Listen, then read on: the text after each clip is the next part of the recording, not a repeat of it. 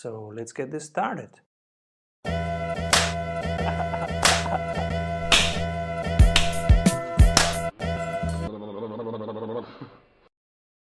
Hello everybody and welcome to the Strategy Show. In this episode, we are going to interview Douglas Ferguson. Hi Douglas.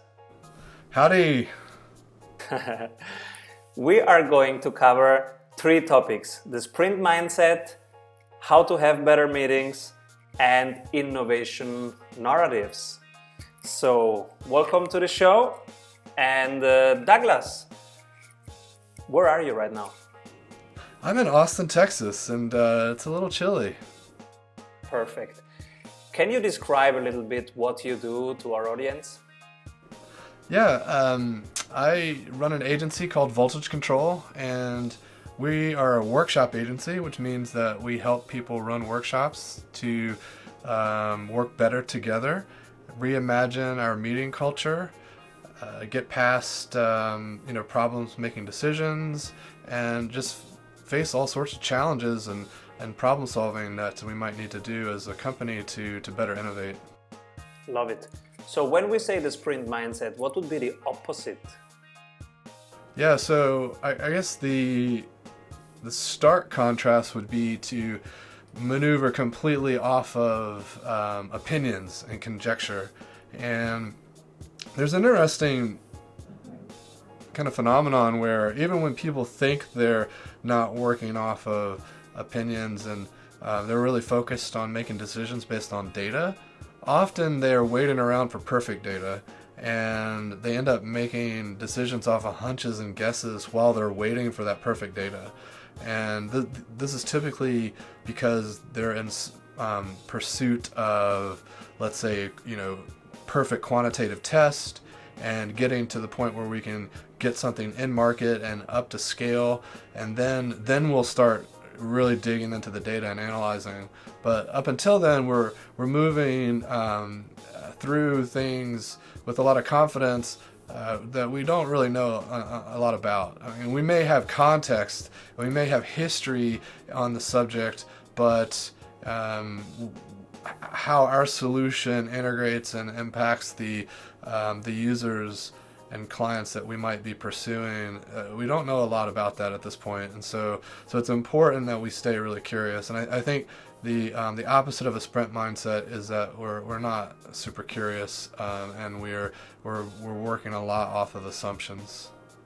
So if we define workshops and sprint, one definition that I use sometimes is the difference is in a sprint you test during the work and there is no homework later. A workshop would be something where at the end the outcome is we will have to test this. But in a sprint you would test it during work, and when work's over, testing's over, and the beyond starts, which is exactly your book, Beyond the Prototype. Yeah, I like that definition because there's a lot of riffs and variations on the design sprint, and there's the 4-day, the 3-day, the 2.5. Everyone's trying to compress it down, and I agree with you. If there's a few core components, and if we're not doing some of those things, then it's really no longer a design sprint, and let's just generically refer to it as a workshop. We're still coming together to do deep intentional work with a group in a structured manner, but in order for it to be a design sprint, we have to have that testing. We have to have a prototype that we built together. I think those things are pretty critical, and without those, it's something else. And while many of our listeners know and use the design sprint methodology, some would still like to have the basic introduction. So what is the design sprint and who should use it and when?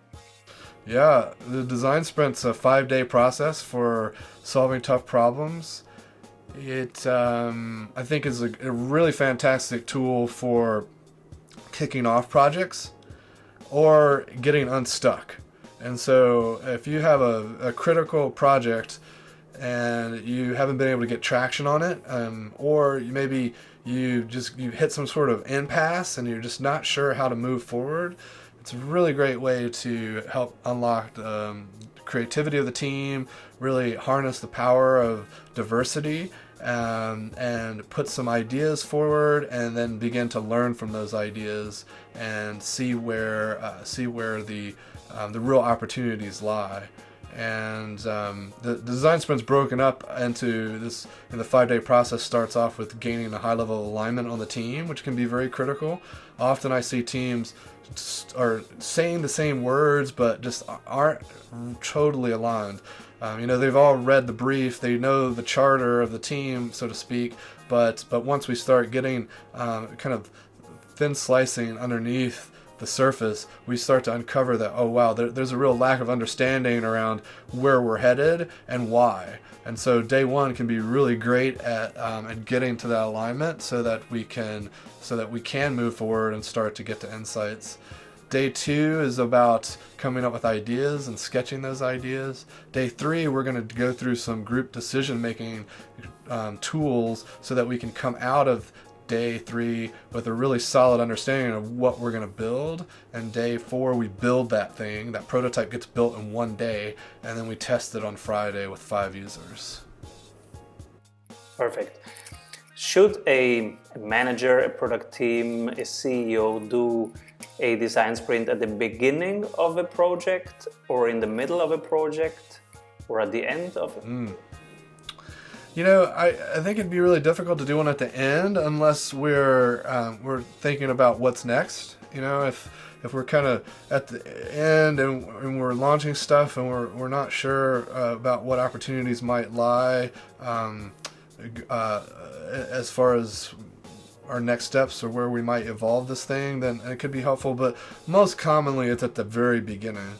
Now, sometimes I've seen it done in the middle when we start to realize that maybe we've been spinning our wheels, or we're kind of hit an impasse. We're not sure where to go next. Then the design sprint can be a really powerful tool to think about how we kind of unlock that. But again, the beginning is the classic. This is where you find the most power out of a design sprint. And we've seen meeting systems develop around how to fold a design sprint into your kind of cadence of meetings, or the way that the process by which you go about building things, or approaching service design, product design, that sort of thing.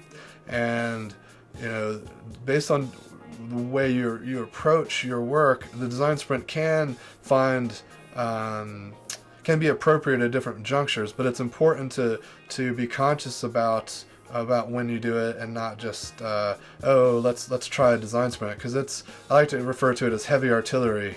We're going to pull in 7 or so people into a conference room for 5 days straight, and so that's a big investment. So we got to be really careful about when to do that and when it makes sense. And so it's typically on a really important project where we're really stuck, or we really want to ensure that we get a momentous start for that project. Now, let's say the team says, okay, we do it. It's a big enough question.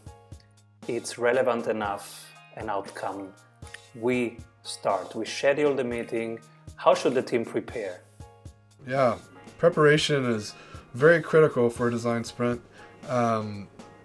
Lots of things to consider. Participants is one that's really key. But before we go there, I want to make it really clear that when you say that we're ready and we've got a problem, I immediately assume that there's been adequate problem framing. And the 10 minutes mark. Yeah. There's the trusty time timer. That's one of the things to prepare. You should get your time timer. But it's essential that you've done proper problem framing, and that your problem is well defined and well understood by the team, and we agree that it's the most important thing to attack at this point. But apart from that, we want to make sure that we have our participants, we have our space, and we have our support. Participants should be a decider, right? Somebody who knows the technicalities, somebody who knows enough of the customer, somebody who knows enough of the market. Yes. Do you need also finance or product? That's right. Yes, I think as diverse of a perspective as you can bring into the room, the best. Typically someone who understands the logistics, the operations, the customer, like you say, it can be helpful on the finance side. So if we're doing any kind of pricing or any kind of business model tweaks or consideration, someone to understand that stuff is going to be really critical. And then, anyone who's going to be responsible to execute this stuff after is really important. Sometimes we can't plan perfectly because the design sprint can often present things that we hadn't anticipated. And so there may not be a home for this thing in the organization. There may not be a business unit where this fits nicely into, but what we find is that if we have this diverse perspective, participants, they can at least hold space and shepherd this idea through. But then afterwards, we might have to review who else we need to pull in. And sometimes we had to spin up a new unit to support this work because this innovative work revealed something that we hadn't previously accounted for. It's a new project. It's a new way of thinking about the work that we do. Perfect. Thank you very much. Also, for the listeners, Douglas wrote a whole book about it, Douglas Ferguson, Beyond the Prototype. Please check it out. And you heard the 10 minutes mark. So this was our first conversation, Douglas, the sprint mindset. And now it's not always the case that you can take 5 days out of 7 people for a very special thing, which is this design sprint. So we have also to talk about the day-to-day operational meetings, the normal meetings that people have. So our next discussion is how to have better meetings. And for you, this is the episode of next week. And for us, it's starting now.